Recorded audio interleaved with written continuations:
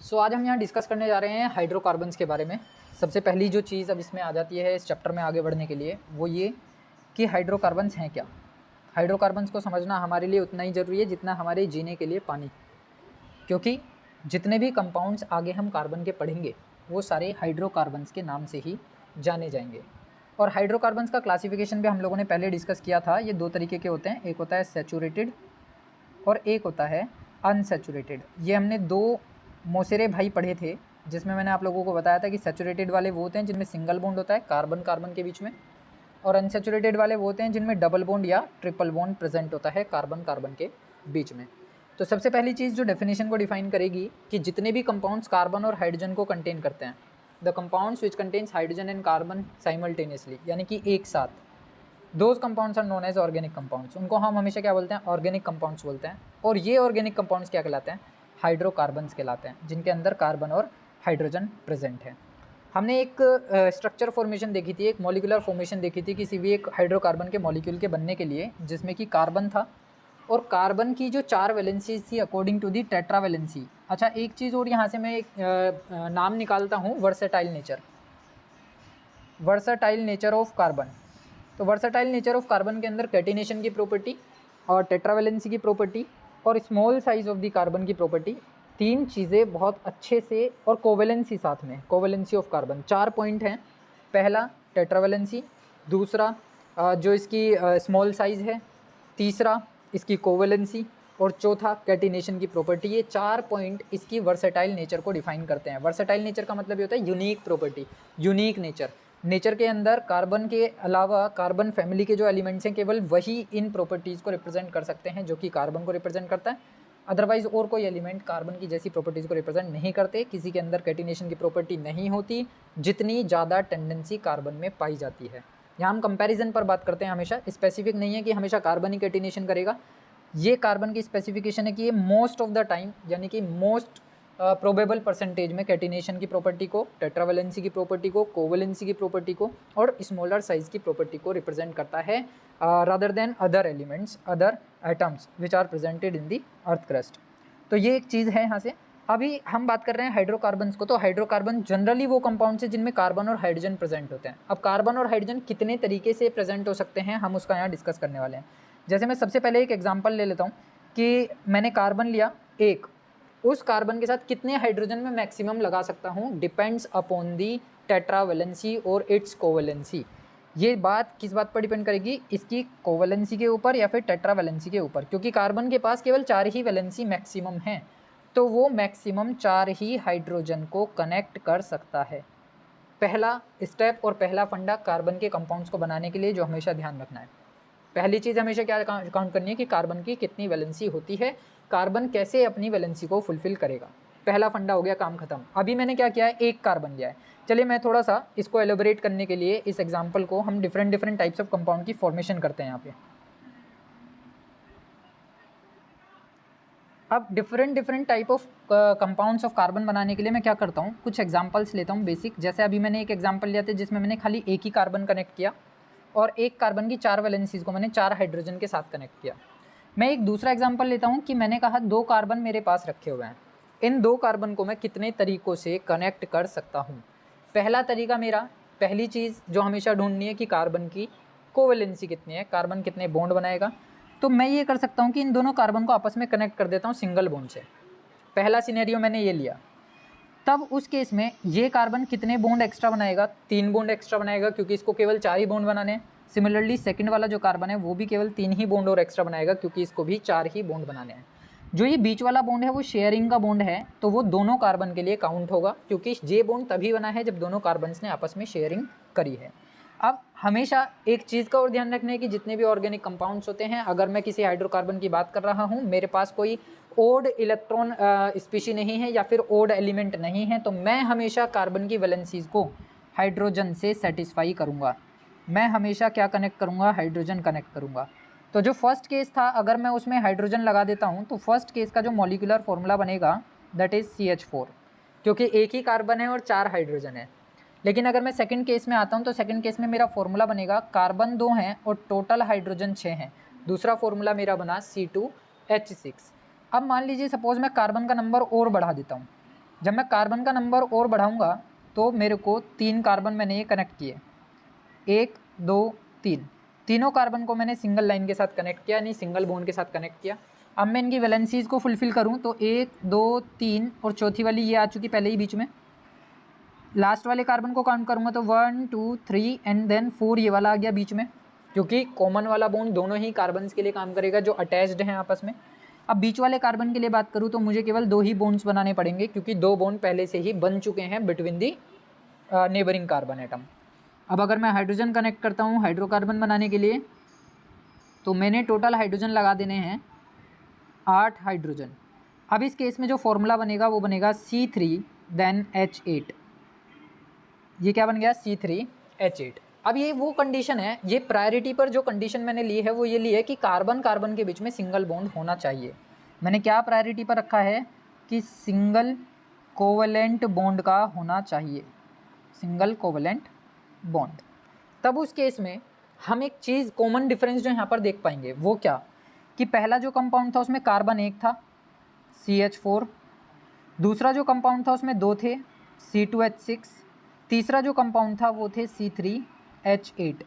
इनमें क्या यूनिकनेस दिखाई दे रही है अगर हम उसको आइडेंटिफाई करने की कोशिश करें तो वो ये कि हर स्टेप के बाद, हर नेक्स्ट स्टेप के बाद एक कार्बन बढ़ रहा है और 2 हाइड्रोजन बढ़ रहे हैं। ध्यान से देखें कि पहला जो कंपाउंड था वो था CH4 जिसमें 1 कार्बन 4 हाइड्रोजन, दूसरा जो कंपाउंड था उसमें 2 कार्बन 6 हाइड्रोजन, तीसरा जो कंपाउंड था उसमें 3 कार्बन और 8 हाइड्रोजन। हर बार CH2 का एक बेसिक डिफरेंस आया। क्या डिफरेंस आया, CH2 का, ये मैंने यहाँ मेंशन कर लिया, CH2 का बेसिक डिफरेंस। अब अगर मैं एक सीरीज़ बनाने की कोशिश करूँ कार्बन के कंपाउंड्स की इन दी सिंगल कोवलेंट बॉन्ड, तो मैंने पहले 1 कार्बन लेना है CH4, अगेन मुझे 2 कार्बन लेने हैं और कितने हाइड्रोजन बढ़ाने हैं, 2 हाइड्रोजन बढ़ाने हैं तो C2H6। अब मैं फिर से एक और कार्बन बढ़ाऊंगा, फिर से 2 हाइड्रोजन बढ़ाऊंगा C3H8, फिर एक कार्बन बढ़ाऊंगा तो ये C4 हो जाएगा और H10 हो जाएगा। देन मैं अगेन एक और कार्बन बढ़ाऊंगा और 2 हाइड्रोजन बढ़ाऊंगा तो ये C5H12 हो जाएगा। अब यही चीज़ हमने लास्ट क्लास में डिस्कस की थी कि हमारे पास, यही चीज़ हमने लास्ट क्लास में डिस्कस की थी कि हमारे पास कुछ सीरीज़ होती है, एक सीक्वेंस होता है कार्बन के नंबर का, जिसमें कि कार्बन 1 से लेकर के मैंने कार्बन 10 तक आप लोगों को बताया था, carbon 3 then carbon 4 then carbon 5 then carbon 6 carbon 7। चलिए नाम देते हैं इनका। तो इसका नाम था हमारे पास मैथ, दूसरा था एथ, तीसरा था प्रोप, देन हमारे पास था ब्यूट, देन था पेंट, देन हेक्स, उसके बाद हेप्ट, फिर उसके बाद जब कार्बन 8 हो जाते हैं तो ये आ जाता है ओक्ट, जब कार्बन 9 हो जाते हैं तो ये हो जाता है नॉन, और जब कार्बन 10 हो जाते हैं तो ये हो जाता है डेक। ये हमारे पास एक कॉमन सीक्वेंस था कार्बन के नंबर्स के अकॉर्डिंग उनके नाम का। अब यही नाम मैं यहाँ पर फॉलो करने वाला हूँ according to the bond. Single bond के लिए मैंने आप लोगों को बताया था हम हमेशा सफिक्स लगाते हैं एन का, डबल बॉन्ड के लिए हम लगाते हैं इन का, और ट्रिपल बॉन्ड के लिए हम लगाते हैं आइन का। तो जो पहला वाला कंपाउंड है उसमें जो नाम आया वो आया मीथेन, क्योंकि सारे सिंगल बॉन्ड बनने वाले हैं। मैंने अभी प्रायोरिटी पे रखा है हमेशा सिंगल बॉन्ड को, सारे ही कार्बन सिंगल बॉन्ड से कनेक्टेड हैं। दूसरे का जो नाम होगा वो आ जाएगा इथेन, देन आ जाएगा प्रोपेन। सिमिलरली अगले वाले के लिए ब्यूट यूज़ करना है हमें तो ब्यूटेन, फिर उसके बाद पेंटेन, फिर उसके बाद आगे ही अगर मैं चलूँ तो ये आ जाएगा हेक्सेन, फिर आ जाएगा हेप्टेन, फिर आ जाएगा ऑक्टेन, फिर आ जाएगा नोनेन, एंड देन हमारे पास आ जाएगा डेकेन। ये हमारे पास एक सीरीज़ मिल गई। ये जो सीरीज़ हमने अभी बनाई है जिसमें हर नेक्स्ट स्टेप के बाद एक कार्बन और 2 हाइड्रोजन बढ़ते जा रहे हैं, इस सीरीज़ को हम नाम देते हैं होमोलोगस सीरीज़। बहुत इंपॉर्टेंट है, आगे का चैप्टर इसी पर बेस्ड है। ये जो सीरीज़ हमने बनाई है जिसमें हर मल्टीपल स्टेप के बाद CH2 का डिफरेंस आ रहा है, एक कार्बन बढ़ रहा है, 2 हाइड्रोजन बढ़ रहे हैं, this series is known as homologous series. अगर डेफिनेशन पूछी जाए तो when we arrange the carbon and hydrogen in that particular order that there is a basic difference of CH2 in the particular multiple step, then we got a series this series is known as homologous series, उसको हमेशा ही नाम दोगे homologous series का। अब ये जो homologous series है वो हाइड्रोकार्बन्स ही बनाते हैं। अब यहाँ पे एक क्वेश्चन मेरा आप लोगों से ये है कि ये जो होमोलोगस सीरीज मैंने बनाई, ये होमोलोगस सीरीज सैचुरेटेड कंपाउंड्स की है या अनसैचुरेटेड कंपाउंड्स की? ये सीरीज़ जो मैंने बनाई है ये सैचुरेटेड कंपाउंड्स की सीरीज़ है। ऑब्वियस सी बात है, क्योंकि मैंने कहा कि सिंगल बॉन्ड को प्रायोरिटी पर रखा गया है। Single bond is presented between the two neighbouring carbon atom, या फिर जितने भी हम कार्बन कनेक्टेड कर रहे हैं सभी के बीच में क्या है, एक सिंगल बॉन्ड प्रेजेंट है। इसीलिए ये क्या है, सैचुरेटेड हाइड्रोकार्बन्स की होमोलोगस सीरीज़। सीरीज़ को जब सिंगल बॉन्ड के लिए बनाएंगे तो हमेशा नाम क्या आएगा, एन आएगा।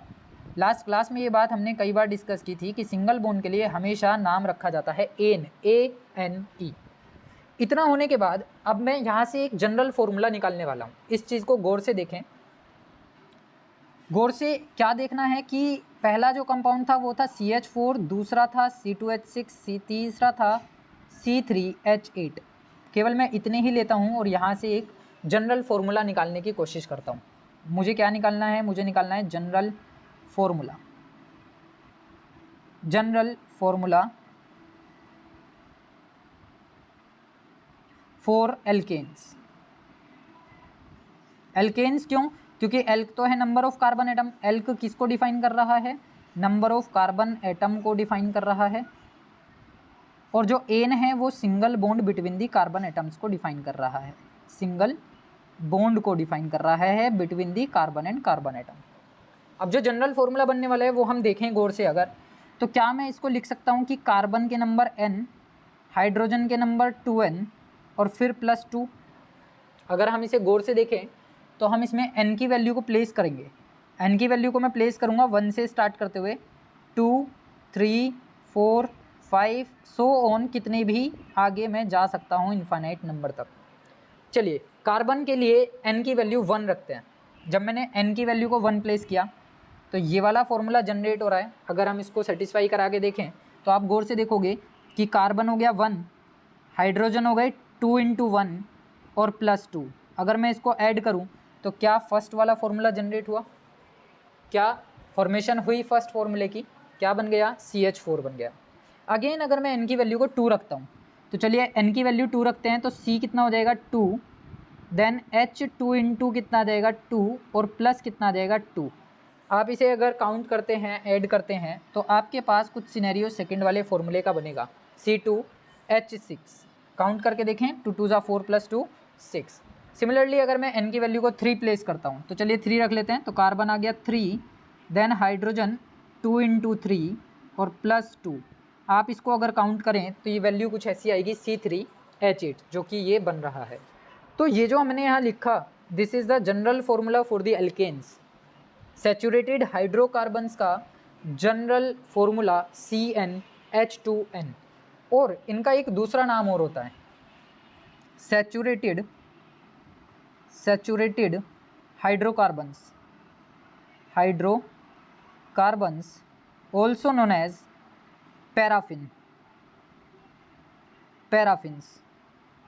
पैराफिन्स मतलब होता है single bonded saturated hydrocarbons.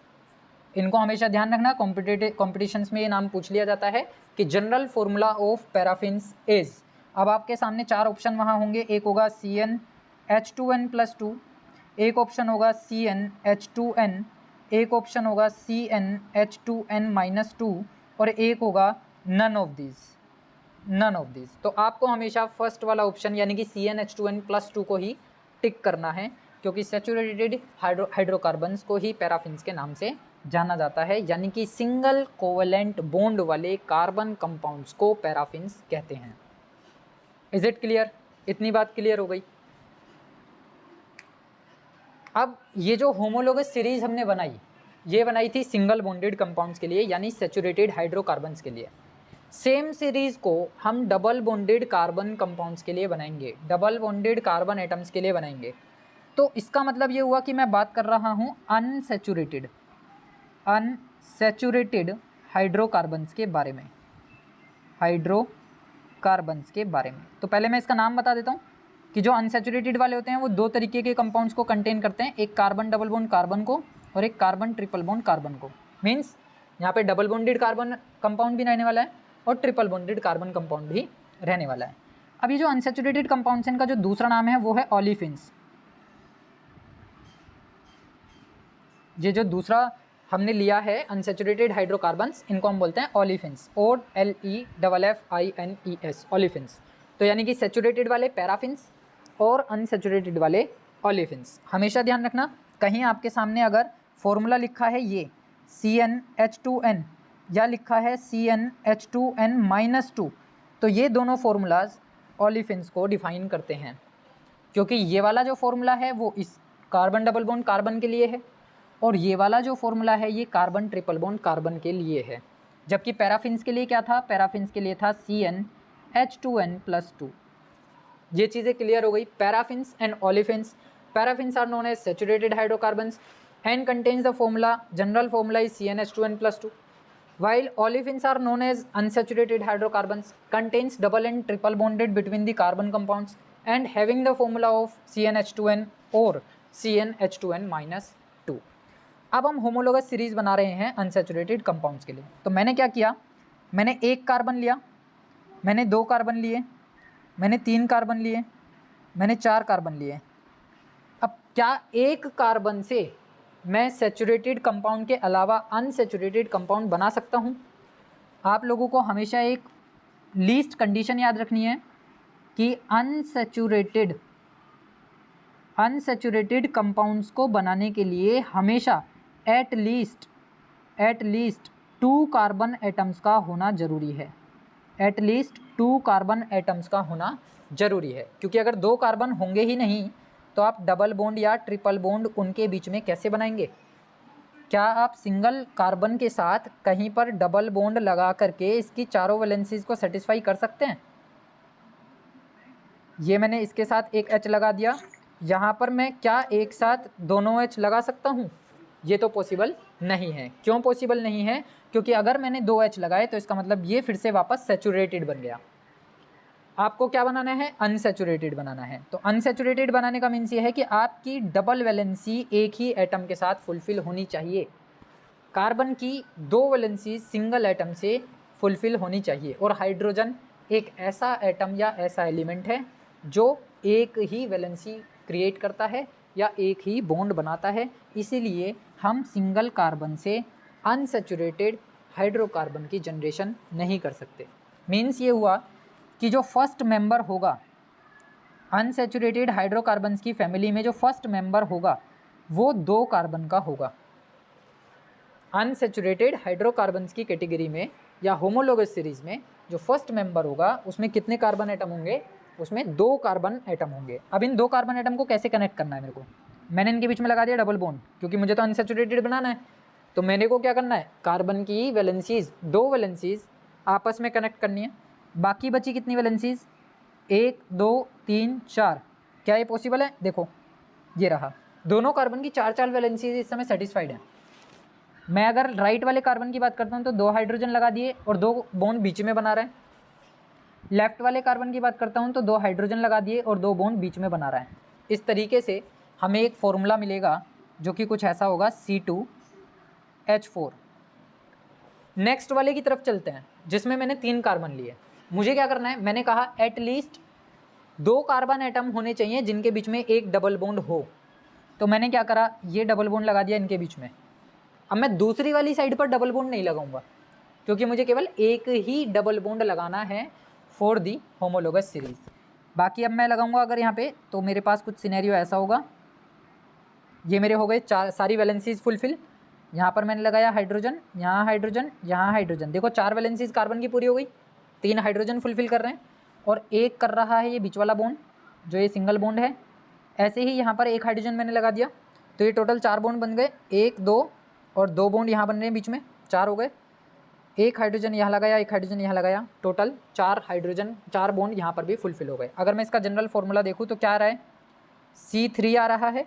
Total H count कर लीजिए, टोटल एच आ रहे हैं 6, C3H6। लास्ट अगले वाले एग्जाम्पल पर चलते हैं। अगले एग्जाम्पल में मैंने फिर से क्या किया? एक डबल बॉन्ड लगा दिया।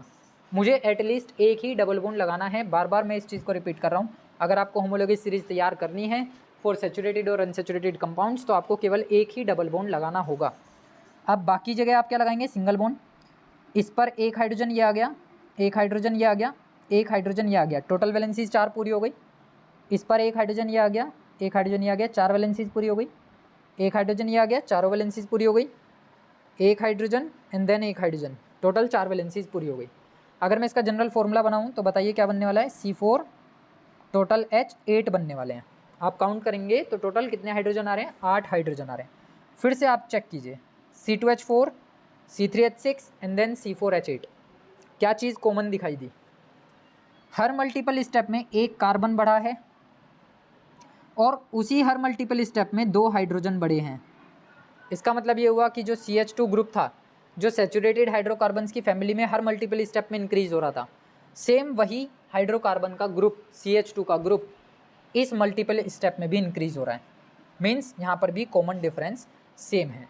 तो चाहे आप सैचुरेटेड कंपाउंड की होमोलोगस सीरीज बनाएं या अनसैचुरेटेड कंपाउंड्स की होमोलोगस सीरीज बनाएं, दोनों में जो बेसिक डिफरेंस होगा between the neighbouring carbon compounds वो कॉमन रहेगा CH2। यानी अब जो नेक्स्ट वाला कंपाउंड आएगा वो आएगा C5 और H10। अब इसका जनरल फॉर्मूला बताइए क्या बनने वाला है? जनरल फॉर्मूले में एक चीज़ कॉमन आ रही है, जितने कार्बन हैं उसके 2 गुने हाइड्रोजन है। हर फॉर्मूले को आप चेक कीजिए, क्रॉस वेरिफिकेशन कीजिए इसका कि जितने कार्बन हैं उसके दुगने हाइड्रोजन, जितने कार्बन हैं उसके दुगने हाइड्रोजन, जितने कार्बन हैं उसके दुगने हाइड्रोजन। एग्जैक्ट वही फॉर्मूला बन रहा है CnH2n। इसीलिए डबल बॉन्डेड कार्बन कंपाउंड्स के लिए अभी हमने लास्ट स्लाइड में बात की कि इनका फॉर्मूला होगा CnH2n। कार्बन के नंबर के दुगने क्या प्रेजेंट होंगे? हाइड्रोजन प्रेजेंट होंगे। वापस से एक बार रिपीट करते हैं इन सब चीज़ों को। मैंने लिया CnH2n+2, H2n+2 मीन्स मैंने बात करी एल्केन्स की, मीन्स मैंने बात करी carbon single bond carbon compound की। मैंने बात करी CnH2n को लेकर के, तो इसका मतलब मैं बात कर रहा हूँ एल्कीन को लेकर के। ईन डबल बॉन्ड आ रहा है क्योंकि कार्बन कार्बन के बीच में एटलीस्ट कितनी बार? एक बार डबल बॉन्ड आ रहा है, तो इसलिए वो कंपाउंड कौन सा होगा? एल्क ईन वाला होगा। यहाँ पर एल्क वही डिफाइन करेगा नंबर ऑफ कार्बन एटम, और ईन प्रेजेंट करेगा किसको? डबल बॉन्ड की पोजीशन को या प्रेजेंस को। अब तीसरे वाले के बारे में और बात कर लेते हैं, जो हमारे पास तीसरा वाला बचा। तीसरा वाला कौन सा? जिसमें कार्बन कार्बन के बीच में क्या आ रहा है? ट्रिपल बॉन्ड आ रहा है। तो चलिए ट्रिपल बॉन्ड के लिए एक सीरीज़ बना लेते हैं। तो सबसे पहले मैंने क्या किया? एक कार्बन लिया, फिर मैंने 2 कार्बन लिए, फिर मैंने 3 कार्बन लिए, फिर मैंने 4 कार्बन लिए। अब इसमें सीरीज़ बनानी शुरू करते हैं। क्या सिंगल कार्बन के साथ मैं ट्रिपल बॉन्ड बना सकता हूँ? क्या मैं इसकी चारों वैलेंसीज को ट्रिपल बॉन्ड के साथ सेटिस्फाई करा सकता हूँ? तो ये पॉसिबल नहीं है, क्योंकि हमने बात ही क्या करी है कि कार्बन कार्बन कनेक्ट होना चाहिए ट्रिपल बॉन्ड से। अब सिंगल कार्बन को तो हम कनेक्ट नहीं कर सकते ट्रिपल बॉन्ड के साथ, मुझे एटलीस्ट कितने कार्बन चाहिए? 2 कार्बन। तो इसका मतलब ये हुआ कि इसका भी फर्स्ट मेंबर जो होगा वो 2 कार्बन वाला होगा। तो यहाँ पर 1 2 3 ये मैंने ट्रिपल बॉन्ड लगा दिया। अब आपकी कितनी वैलेंसी सेटिस्फाई हो गई? दोनों कार्बन्स की, दोनों कार्बन्स की कितनी वैलेंसी सेटिस्फाइड हो गई? 3 वैलेंसी सेटिस्फाइड हो गई। तो चौथी वैलेंसी ये बची, ये भी मैंने सेटिस्फाई कर दी बाय यूजिंग हाइड्रोजन। ये मेरे 4 वैलेंसीज दोनों कार्बन की क्या हो गई हैं? कंप्लीट हो गई हैं। मैं इसका जनरल फॉर्मूला बनाऊँ अगर, तो क्या बन रहा है? C2 2 ही कार्बन है और 2 ही हाइड्रोजन है, तो पहले का फॉर्मूला बन गया C2H2।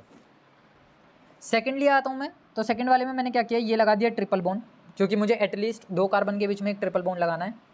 ये लगा दिया मैंने सिंगल बॉन्ड। वैलेंसीज सेटिस्फाइड करते हैं, यहाँ पर चौथी वैलेंसीज हाइड्रोजन से हो रही है। इस वाले कार्बन की चारों वैलेंसीज सेटिस्फाइड हो चुकी हैं। गौर से देखिए, 3 बॉन्ड तो बना रहा है लेफ्ट वाले कार्बन के साथ, और 1 बॉन्ड बना रहा है ये राइट वाले कार्बन के साथ। मीन्स इसकी चारों वैलेंसीज फुलफिल हैं, इसके पास कोई भी एक्टिव साइट नहीं है। वैलेंसीज फुलफिल होने का मीन्स होता है एक्टिव साइट का प्रेजेंट ना होना। अगले वाले पर आते हैं, तो ये कितने हाइड्रोजन कनेक्ट करेगा? ये टोटल 3 हाइड्रोजन को कनेक्ट करेगा। इसके पास कितने हाइड्रोजन आ गए? 3। अब मैं अगर इसका जनरल फॉर्मूला बनाता हूँ तो बताइए क्या बनने वाला है? C बनेंगे 3, टोटल C कितने बने हैं? 3। और हाइड्रोजन कितने दिखाई दे रहे हैं अगर काउंट करें? केवल 4। गौर से काउंट कीजिए, तो लास्ट वाले कार्बन पर 3 हाइड्रोजन है, इस वाले कार्बन पर 1 हाइड्रोजन है, तो टोटल हो गए 4 हाइड्रोजन। फॉर्मूला आ गया C3 H4। लास्ट वन की बात कर लेते हैं। तो इस बार मैं चलो पोजीशन बदल देता हूँ ट्रिपल बॉन्ड की। ऐसा कुछ नहीं है कि आप ट्रिपल बॉन्ड की पोजीशन को कॉर्नर पर ही रखेंगे, आप कहीं भी किन्हीं भी दो कार्बन के बीच में एटलीस्ट एक ट्रिपल बॉन्ड लगाएंगे for the homologous series of alkyne family. तो अब मेरे को वैलेंसीज पूरी करनी है, 1 2 3 4। इस वाले कार्बन की चारों पूरी हो चुकी, 1 2 3 4, इसकी चारों पूरी हो चुकी, तो इसकी भी चारों पूरी हो चुकी। क्यों हो चुकी? क्योंकि बीच वाले कार्बनों ने दोनों ने आपस में ट्रिपल बॉन्ड बनाया और एक सिंगल बॉन्ड इस कार्बन से और एक सिंगल बॉन्ड इस कार्बन से, तो दोनों की 4 वैलेंसीज फुलफिल हैं। अब चलिए काउंट कर लेते हैं इसके टोटल हाइड्रोजन्स को, कितने कितने हाइड्रोजन ये कनेक्ट करने वाले हैं। तो हाइड्रोजन कनेक्ट करते हैं। यहाँ आ गया मेरे पास एक हाइड्रोजन, दूसरा हाइड्रोजन, और ये आ गया मेरे पास तीसरा हाइड्रोजन। सिमिलरली यहाँ पर 1 2 3 हाइड्रोजन, बीच में कोई भी हाइड्रोजन कनेक्ट नहीं होगा क्योंकि वो पहले से ही सेटिस्फाइड है। तो फॉर्मूला कुछ आया C4H6 का। अब बताइए कि यहाँ पर क्या कॉमन बेसिक डिफरेंस दिखाई दे रहा है? बेसिक डिफरेंस क्या आया इन सारे फॉर्मूलाज के बीच में? हर बार एक कार्बन बढ़ा है, हर बार 2 हाइड्रोजन बढ़े हैं। एक कार्बन 2 हाइड्रोजन मीन्स फिर से वही basic difference. Common difference multiple step में मल्टीपल कंपाउंड्स में सेम आ रहा है CH2। इसका मतलब ये होगा कि अगर मैं इसका जनरल फॉर्मूला बनाता हूँ तो क्या मैं नंबर ऑफ कार्बन को n से रिप्रेजेंट कर लूँ? हाइड्रोजन एग्जैक्ट कितने आ रहे हैं? हाइड्रोजन कितने दिखाई दे रहे हैं? हाइड्रोजन टोटल कितने आ रहे हैं काउंटिंग करने में? कार्बन के 2 गुने से 2 कम। अगर आप गौर से देखें तो पहले वाले में तो ऐसा लग रहा है कि C और H दोनों बराबर हैं, तो आपके माइंड में शायद ये आया हो कि CnHn इसका फॉर्मूला बना दिया जाए, लेकिन ये पॉसिबल नहीं है। तो इसका फॉर्मूला बनाने के लिए क्या देखना है आपको? अगले सीरीज़ के कंपाउंड्स को देखना है। तो अगला जो था मैंने लास्ट वाला ले लिया C4H6। तो C4H6 को यहाँ सेटिस्फाई कराइए। कार्बन रखे 4, हाइड्रोजन रखे ये भी 4, माइनस किया 2, तो बताइए क्या बचा? C4H6 बचा। तो जो जनरल फॉर्मूला होता है किसके लिए? एल्काइंस के लिए। किसके लिए बात कर रहे हैं हम? एल्काइंस। हम बात कर रहे हैं एल्काइंस के लिए। तो एल्काइंस का जनरल फॉर्मूला है आपके पास CnH2n-2 मीन्स 3 हाइड्रोकार्बन्स हमने यहाँ देखे। कौन कौन से? पहला हाइड्रोकार्बन हमने देखा एल्केन, दूसरा हाइड्रोकार्बन हमने देखा एल्कीन, और तीसरा हाइड्रोकार्बन हमने देखा एल्काइन। ये जो था वो था सैचुरेटेड, और जो बाकी के दोनों हैं नीचे वाले वो कैसे हैं? अनसैचुरेटेड। जब हम बात करेंगे सैचुरेटेड के बारे में तो उसका जो जनरल फॉर्मूला आएगा वो होगा CnH2n+2। जब हम बात करेंगे अनसैचुरेटेड के बारे में तो एल्कीन्स के लिए फॉर्मूला आएगा CnH2n, और एल्काइंस के लिए फॉर्मूला आएगा CnH2n-2। तीनों के तीनों हाइड्रोकार्बन्स क्या बनाते हैं? होमोलोगस सीरीज़ बनाते हैं। होमोलोगस सीरीज़ में मल्टीपल स्टेप्स में मल्टीपल कंपाउंड्स में बेसिक डिफरेंस जो होता है वो इस ग्रुप का होता है CH2 ग्रुप का। तो ये थी हमारे पास हाइड्रोकार्बन्स की क्लासिफिकेशन और हाइड्रोकार्बन्स के अकॉर्डिंग एक होमोलोगस सीरीज़ की फॉर्मेशन।